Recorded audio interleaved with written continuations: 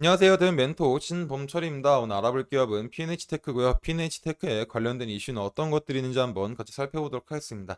일단 P&H테크 같은 소재 기업이나 다른 장비 기업들은 사실 자체적인 이슈가 잘 나오진 않습니다. 그래서 자체적인 이슈를 기다리기보다는 전반적으로 업황이 어떻게 돌아가는지 아는 게 확인하는 게 더 중요하지 않을까 생각합니다.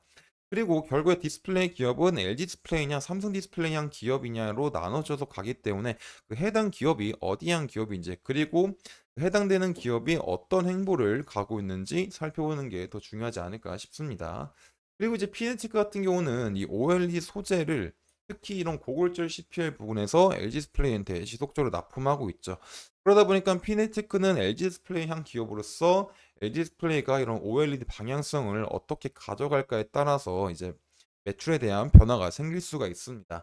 근데 이제 최근에 그래서 이제 LG 디스플레이에 대한 이슈를 살펴보는 게 중요하죠. 근데 이제 최근에 이제 LG 디스플레이와 삼성 디스플레이 비교해 보면은 이런 삼성 디스플레이 같은 경우는 5.5조 원의 흑자가 나왔는데 LG 디스플레이 같은 경우는 2.5조 원에 대한 적자가 난 이유는 결국에 주력 제품에 대한 차이였다라는 거죠. 삼성 같은 경우는 LCD에서 일찌감치 손을 떼고 OLED 산업에 집중하게 되면서 이런 애플 OLED 패널에서 점유율을 약 70%까지 가까이 가져갔고 23년도 상반기까지, 그리고 이런 흐름이 하반기까지 지속이 되면서 영업적으로 흑자를 입었었던 거죠. 하지만 LG 디스플레이 같은 경우는 주력 제품이 이제 OLED가 아닌 LCD였고, 특히 LCD 같은 경우는 2022년도부터 중국산 저가 패널이 공급 가능이 되면서 이 판가 자체가 많이 떨어졌다 보니까 LCD를 많이 팔아도 그렇게 큰 이득을 받지 못했다라는 겁니다. 그리고 이제 아이폰 패널 점유율 면에서도 LG 디스플레이가 굉장히 낮게 가져가게 되면서 이런 부분들도 매출에 한몫을 했다라는 거죠. 근데 이제 LG 디스플레이가 이제 7개 분기 만에 흑자가 전환을 했었죠. 결국에 그 이유가 이 기술적인 이슈를 극복하고 이 하반기부터는 애플 OLED 패널에 대한 점유율을 높게 가져갔기 때문이다라는 겁니다. 그래서 앞으로 이제 LG 디스플레이가 나가고자 하는 방향은 애플에 대한 OLED 패널 점유율을 늘릴 거다라고 볼 수 있을 것 같습니다. 그래서 이제 최근에 나왔었던 게 이제 아이패드였죠. 근데 아이패드 같은 경우는 원래 LG 디스플레이가 600만 대를 받기로 했었지만은 그 물량을 하향 조정하게 되면서 400만 대를 정도를 받기가 됐고, 그리고 400만 대 정도로 축소되다 보니까 좀 P&H 테크 같은 경우도 LG 디스플레이에 고글즈 CPL을 납품하는 기업으로서 이런 아이패드에 대한 수혜를 많이 볼 수 있지 않을까라는 기대감이 있었지만, 기존 물량보다 조금 축소되다 보니까 심리적으로 매출액이 하락한다라는 느낌을 받을 수 있을 것 같습니다. 하지만 LG 디스플레이에 대한 총 생산 캐파를 생각해 봤을 때는 이 아이패드에 대한 400만 대든 600만 대든 그렇게 많은 물량은 아니다라는 거죠. 그러다 보니까 LG 디스플레이가 어떤 영업적으로 조금 더 성장하게 되려면 아이패드보다는 이제 아이폰 시리즈에 더 집중을 해야 된다라는 겁니다. 그리고 LG 디스플레이가 아이폰 시리즈 OLED 패널에 집중하면 할수록 이제 피네치크에 대한 매출도 같이 긍정적으로 방영될 수 있는 상황이 마련될 수 있다라는 겁니다. 근데 이거에 관련된 기사를 살펴보게 된다면 일단 그 최근에 갤럭시 S24와 아이폰 15에 대한 판매 호조가 나와 있죠.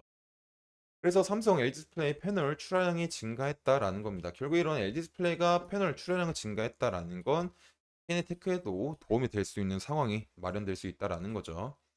그래서 이 기사를 보시게 되면은 삼성전자와 애플 신작 스마트폰의 판매량 증가가 삼성 디스플레이와 LG 디스플레이 등 국내 디스플레이 패널 공급사에 호실적으로 견인하고 있다라는 겁니다. 그래서 이제 삼성전자가 출시한 스마트폰 갤럭시 S24 시리즈가 판매 호조에 S24에 탑재되는 디스플레이 패널 출하량도 전작 대비 증가했다라고 나오고 있죠. 근데 이제 아쉽게도 갤럭시 S24 부분에서는 삼성 디스플레이가 전량 담당하고 있기 때문에 이 부분과는 LG 디스플레이와는 상관이 없다라는 점입니다. 그래서 실질적으로 LG 디스플레이가 이제 실제로 얻게 되려면 이 애플 아이폰 시리즈를 노려야 된다라는 거죠. 이 애플 아이폰 15 프로 같은 경우는 프로맥스 모델에 OLED 패널을 공급하는 LG 디스플레이도 작년 4분기에 영업이익 1317억 7개 분기 만에 흑자 전환에 성공했다라는 겁니다. 그래서 이제 결국에 LG 디스플레이가 이제 매출 상승했었던 이유는 아이폰이었고, 또 이제 이 아이패드에 대한 물량을 생각해 봤을 때 아이폰보다 확실히 적기 때문에 이런 OLED 패널 쪽에서는 지속적으로 아이폰에 대한 비중을 늘려가야 LG 디스플레이가 조금 더 나은 상황을 만들 수 있다라는 겁니다. 그리고 이런 LG 디스플레이가 애플 아이폰 시리즈에 지속적으로 점유율을 높여갈 때 이제 LG 디스플레이 덕을 보는 소재 기업으로서 같이 매출액이 증가할 수 있는 상황이 마련될 수 있다라는 거죠. 그리고 이제 LG 디스플레이 행보 중에서 또 다른 이슈라고 보면은 OLED에 대한 부분이 있습니다. 이제 OLED 부분이라고 하는 거는 이제 LG 디스플레이가 업황이 좋지 않다 보니까 이런 IT OLED에서 언제 투자할 건가라는 이제 그런 부분들이 제일 중요했는데 지속적으로 이제 지지부진하다가 최근에 기사가 났죠. 이제 P10 라인에 IT OLED 8.6세대 라인을 설치시키지 않을까라는 거야.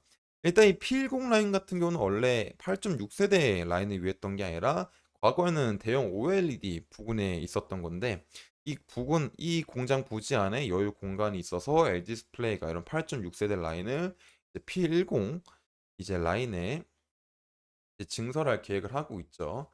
그리고 근데 이제 LG 디스플레이에서 중요한 게 뭐냐면 자원 마련책이지 않겠습니까? 이 자원을 어떻게 마련할까 보게 되면은 기존에 이제 유상증자 금액도 있었고 LG전자의 1조 원 차액을 빌린 적이 있었고 신디케이트 드론을 통해서 6,500원 정도 해당하는 금액을 달 받는다라는 거죠. 그리고 또 다른 하나는 LG 디스플레이가 이런 광저우 LCD 공장에 대한 매각을 통해서 자금을 마련할 수도 있다라는 겁니다. 그래서 이런 부분들로 인해서 충족이 되게 되면은 LG 디스플레이가 이제 파주 P10 이제 그 여유 공간 안에 8.6세대 라인을 이제 올해 3분기에서 4분기 안에 윤곽이 드러나지 않을까 볼 것 같습니다. 결국 이제 LG 디스플레이 그런 8.6세대 IT OLED를 위해서 지속적으로 투자를 하고 있다라는 거는 LG 디스플레이가 이런 LCD 부분보다 OLED에 지속적으로 힘을 쓰고 있다라는 거니까 이런 부분들이 긍정적으로 다가오게 된다면 피네스테크에도 이제 좋은 이슈가 있지 않을까 싶습니다. 그래서 피네스테크에 대한 부분들을 보게 된다면 이 피네스테크의 이제 2013년 12월 달과 2021년에 대한 매출액을 비교해 보면은 매출액 부분은 전년 동기 대비해 21년도 대비해서 2배 정도 증가한 수치긴 하지만 영업이익 부분에서 지만은 이제 당기순이익 부분에서는 이제 큰 차이가 없다라는 겁니다. 하지만 24년도와 25년도가 되게 된다면 점점 매출액이 증가를 하고 있게 되고 또 당기순이익, 영업이익 마찬가지로 이제 증가하는 수치를 보이고 있기 때문에 어떤 예상이 되고 있기 때문에 앞으로 조금 더 주가가 괜찮아질 만한 상황이 마련되지 않을까 싶습니다. 그리고 최근 이런 2013년에 대한 매출을 보게 된다면 그런 당기순이익 부분이 20년도와 21년도와 비슷하고 또 주가 수준도 그 시대와 비슷하다라는 겁니다. 그래서 이런 피네테크가 현재 주가가